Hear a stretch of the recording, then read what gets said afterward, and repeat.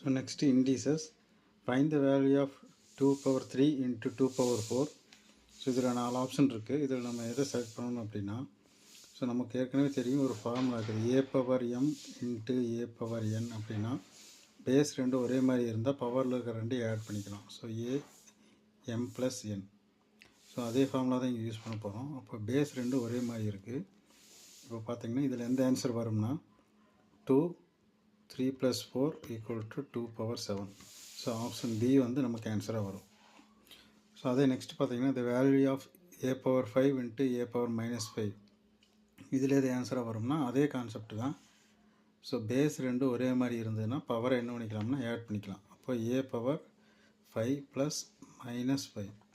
அப்போ என்ன ஆகும்னா a power 5 plus into minus minus, அப்போ -5. ஸோ அப்போ a power 0. So anything power 0 அப்படிங்கிறது என்ன இல்லை, ஆன்சர் வந்து 1. So option C. நெக்ஸ்ட்டு பார்த்தீங்கன்னா X 3 power 2 into X power 3 power 2 is dash அப்படின்னு இருக்குது. ஸோ இதுவும் அதே கான்செப்ட் தான், மறுபடியும் பேஸ் ஒரே மாதிரி இருக்குது. ஸோ 3/2 + 3/2. அடுத்து என்ன பண்ணுவோம்னா எக்ஸ் எழுதிட்டு இதில் பேஸ் ஒரே மாதிரி இருந்தால் மேலே இருக்கிற ரெண்டையும் நம்ம என்ன பண்ணுவோம், ஆட் பண்ணுவோம். ஸோ 3 + 3. அப்போ எக்ஸ் 6/2, இது 3 தடவை, அப்போ X power cube. So option D வந்து ஆன்சர், எக்ஸ் கியூப் தான் நமக்கு ஆன்சர். அதே தான். ஸோ இதில் evaluate 8 2 power 2/3 into 8 power 7/3 / 8 cube அப்படின்னா இதை எப்படி எழுதிக்கலாம் அப்படின்னு பார்த்தீங்கன்னா, பேஸ் ஒரே மாதிரி இருக்குது, பவர் ரெண்டையும் ஆட் பண்ணிக்கலாம். ஸோ 7/3, கீழே வந்து 8 கியூப், அதே மாதிரி எழுதிட்டேன். அடுத்து என்ன பண்ணலாம், இதில் பேஸ் ஒரே மாதிரி இருந்துச்சுன்னா மேலே இருக்கிற பவர் ரெண்டே ஆட் பண்ணலாம். இப்போ பேஸ் அப்படியே வச்சுட்டு 2 + 7 அப்படிங்கிறது 9 முடியும். ஸோ அப்போ பார்த்தீங்கன்னா 8 9/3 / 8 கியூப், இது 3 தடவை, அப்போ 8 கியூப் / 8 கியூப், இது ரெண்டு கட் ஆகி ஆன்சர் 1 வரும். So option A.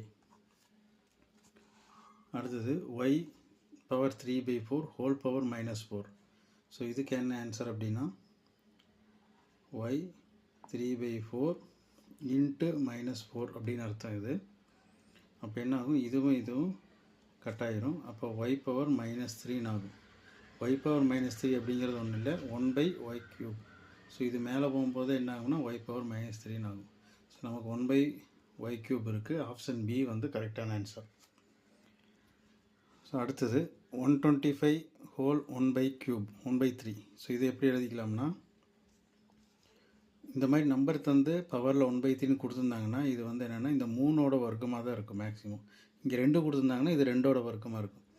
அப்போ இது வந்து 5³ 5 3 தடவை மல்டிப்ளை பண்ணால் 125 இன்ட்டு 1/3. ஸோ இது எதுக்கு ஈக்குவல்னால் 3 இன்ட்டு 1/3க்கு ஈக்குவல். இதுவும் கட் ஆகிரும். ஸோ ஆன்சர் வந்து 5, ஆப்ஷன் பி.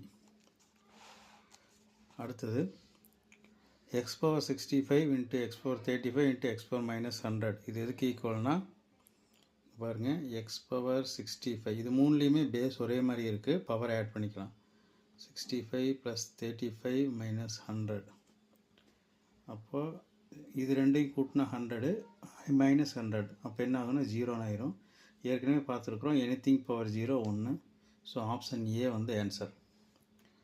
அடுத்தது X power 6/5 whole 0, anything power 0 1. எதையுமே யோசிக்க வேண்டாம், 1ன்னு போட்டுருங்க.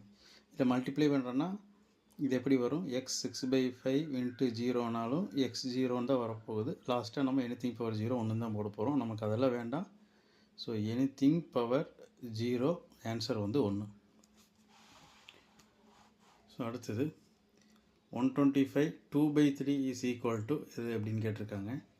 ஸோ அப்போது நான் ஏற்கனவே சொன்ன மாதிரி இங்கே க்யூப் வந்து இந்த இடத்துல க்யூபாக தான் இருக்கும். அப்போ 5³ 125 பவர் 2/3.